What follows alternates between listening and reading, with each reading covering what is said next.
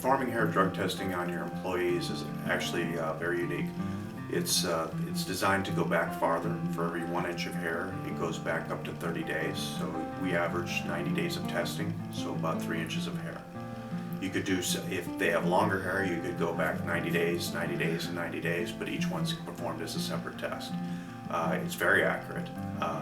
It's a longer period of detection time rather than urine, which is usually within 30 days is the average time for urine.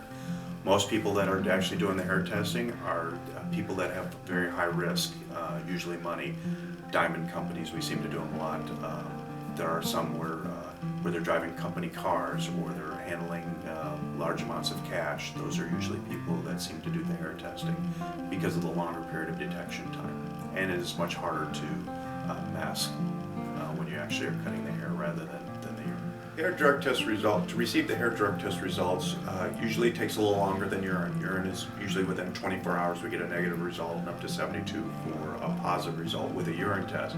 Hair test 3 to 5 working days to actually get a result for a negative test. It could take up to 6 to 8 days for a positive result.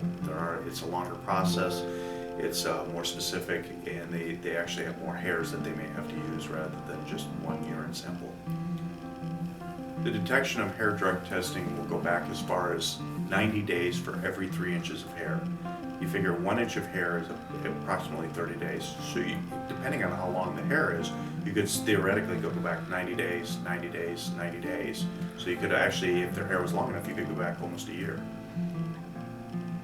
and get the drug test and get the detection for them. Hair color does not affect the test results on a hair drug test.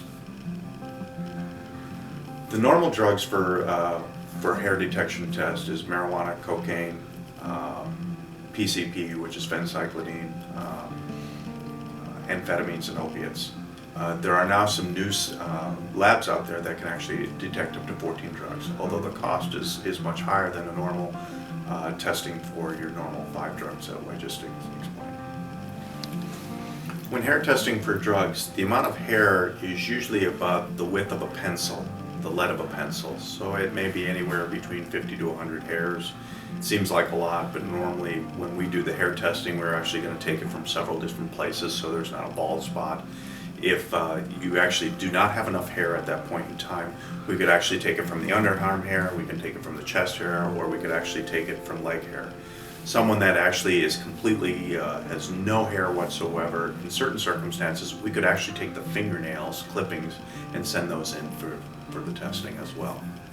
If that's unavailable for it, then we're back to the urine testing. As far as, when the shortest detection period for a hair test actually could take up to a few days to actually start metabolizing in your system to where it grows out in your hair, it may be in your fingernails.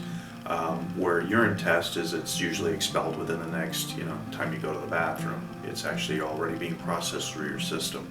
Hair detection is used for longer periods of detection, but it can be to the point to where it may take a day or two before it actually metabolizes in your hair for a good test result.